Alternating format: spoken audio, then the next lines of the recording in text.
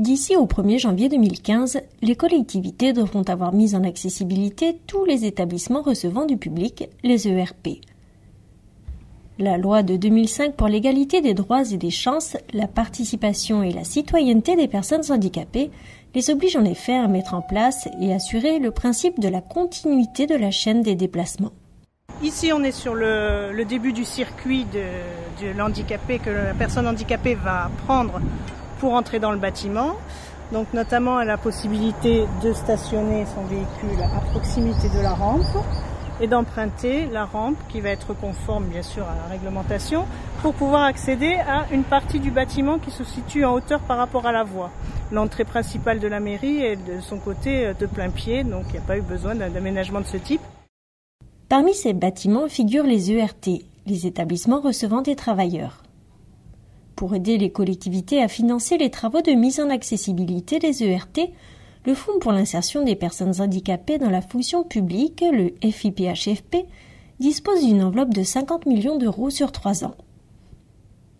L'objectif est de parvenir à ce que tous les agents handicapés, qu'ils soient en poste ou dont le recrutement est à venir, puissent exercer leur mission et évoluer sans obstacle dans leur environnement professionnel.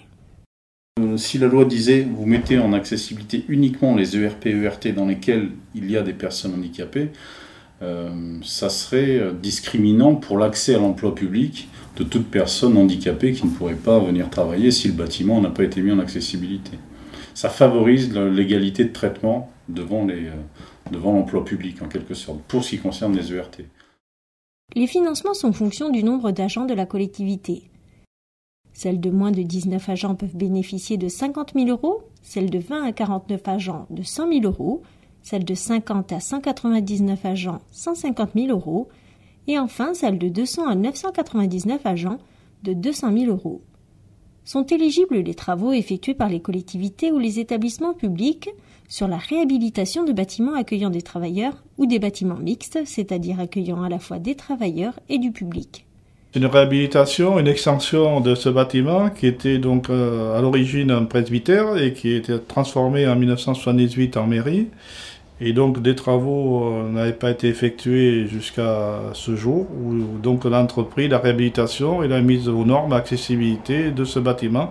Pour les agents qui travaillent à l'intérieur de ce bâtiment, il était nécessaire que ce soit accessible et aussi qu'il y ait un confort pour permettre une qualité et permettre un accueil quand même qui soit digne d'une commune comme Léon. Je pense que les élus ont intérêt à faire en sorte de solliciter cette aide qui est quand même assez conséquente et assez importante. Différents types de travaux sont susceptibles d'être pris en charge. Les accès extérieurs des locaux et bâtiments, les circulations verticales et horizontales, les signalisations et dispositifs de commande, le stationnement, les portes, portiques et sas, les rampes d'accès, les plans inclinés, les ascenseurs et enfin les sanitaires. Alors cette banque d'accueil, elle est bien conçue par rapport au handicap. D'abord parce qu'elle a une hauteur de maximum 80 cm par rapport au sol. Elle est facilement identifiable quand on entre dans le bâtiment. Et elle a un espace vide en dessous qui permet aux gens qui sont en fauteuil de pouvoir s'avancer jusqu'à la banque. La personne en face, l'agent d'accueil, a lui aussi les mêmes conditions, le même vide et un poste de travail en face où il peut accueillir les gens à la même hauteur. Donc même si lui est en situation de handicap, cette banque est accessible aussi pour lui.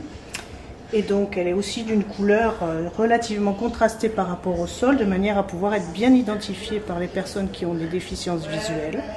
Et donc également avec la profondeur qui est conforme et la proximité avec l'agent en face qui permet aussi aux déficients auditifs de pouvoir être entendus.